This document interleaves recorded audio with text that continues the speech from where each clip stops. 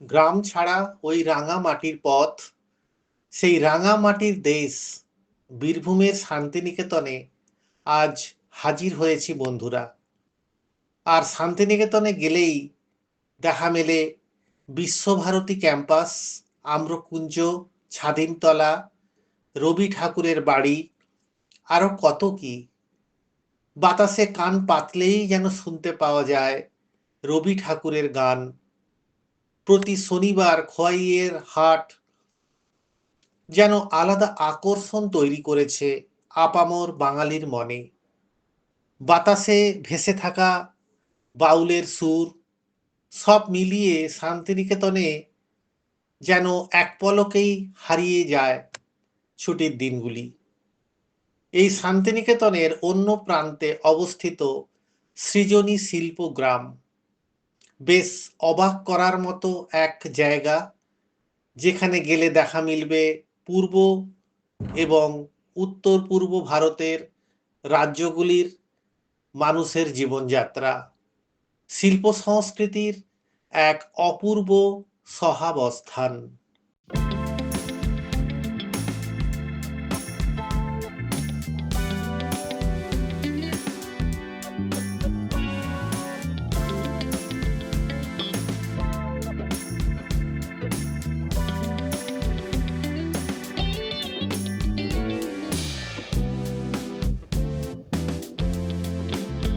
এই শিল্পগ্রাম তৈরি হয়েছিল 2008 সালে।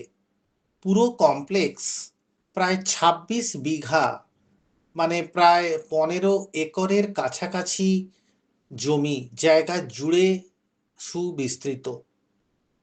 এর মধ্যে রয়েছে নব ঐতিহ্যবাহী ঘর, মানে এখানে রয়েছে যে পারস্পরিক যে ঘর, তার মধ্যে প্রত্যেকটা ঘরের আলাদা আলাদা ঐতিহ্য রয়েছে।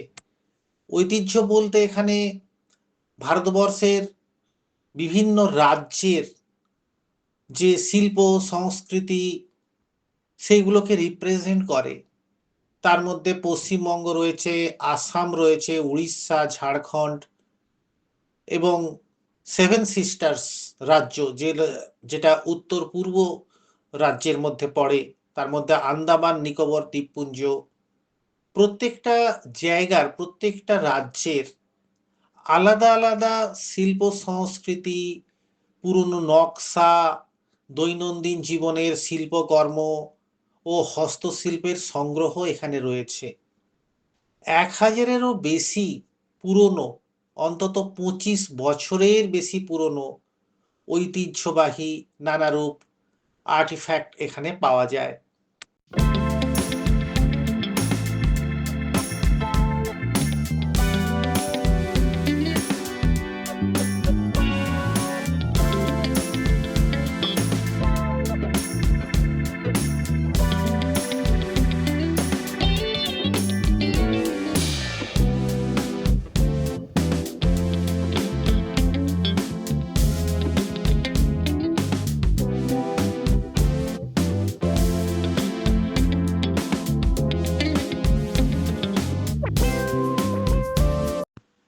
এই শিল্পগ্রামে আপনি পাবেন হস্তশিল্প, পোড়া মাটি, কাঠের কাজ, তাঁত বস্ত্র, গহনা, ক্ষুদ্র অলংকার, কৃষক গ্রামীণ জীবনমণ্ডলীর সঙ্গে সম্পর্কিত ডেকর আইটেম ইত্যাদি। অনেক সময় আপনি কারিগরদের কাজ করার সময়ে সরাসরি দেখার সুযোগও পাবেন।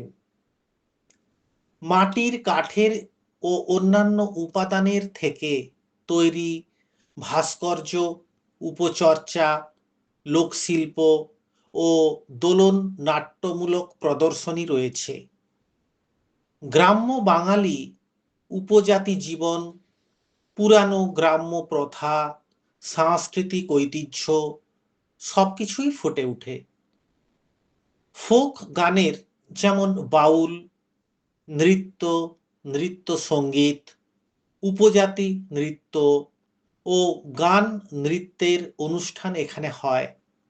এর ফলে শিল্পগ্রাম শুধু একটি দেখার জায়গা নয়, বরং একটি জীবন্ত সাংস্কৃতিক গ্রাম।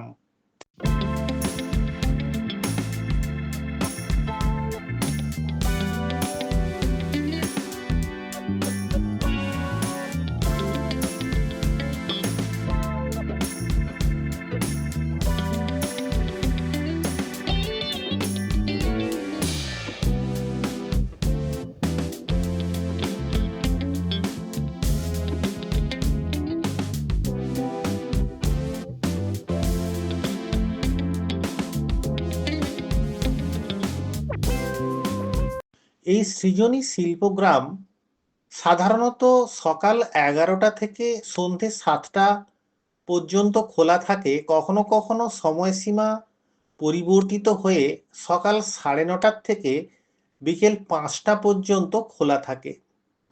সাধারণত সোমবার এটা বন্ধ থাকে। যদি আপনি পুরো পার্কটা ঘুরে দেখতে চান, আপনার 1.5 থেকে 2 ঘন্টা মিনিমাম আপনি হাতে সময় নিয়ে যাবেন। তবে একটা কথা দর্শকদের উদ্দেশ্যে বলি যে মোবাইল ফোন কিন্তু কোনো চার্জেস লাগে না, কিন্তু যদি আপনি হাতে কোনো ক্যামেরা নিয়ে ঢোকেন, সেটা গোপ্রো হতে পারে বা ডিএসএলআর ক্যামেরা হতে পারে বা অন্য কোনো ক্যামেরা হতে পারে, তাহলে কিন্তু ওটা চার্জেবল। ওরা পার আওয়ার একটা কিছু চার্জেস নেয়, সেটা চার্জেসটা ওখানে লিখে দেওয়া আছে। কিন্তু যদি আপনি মোবাইল নিয়ে যান, তাহলে কিন্তু মোবাইল থেকে আপনি ইচ্ছে মতো ছবি তুলতে পারবেন বা আপনি ভিডিওগ্রাফি করতে পারবেন, তার জন্য কিন্তু কোনো চার্জেস লাগে না। এবারে আসি শিল্পগ্রামের কথায়, যে সৃজনী শিল্পগ্রাম পুরানো গ্রাম্য মাটির লোক ঐতিহ্য, হস্তশিল্প এবং ভারতের পূর্ব ও দক্ষিণ পূর্বাঞ্চলের সাংস্কৃতিক বিচিত্রতার এক জীবন্ত প্রদর্শনী। এটি শহরের চটপটে ভ্রমণ নয়, বরঞ্চ ধীর গতি, শিল্পমুখর পরিবেশ, প্রকৃতির নীরবতা আর শান্তিনিকেতনের শান্ত পরিবেশের সঙ্গে মিশে এক শান্তির অনুভূতি দেয়।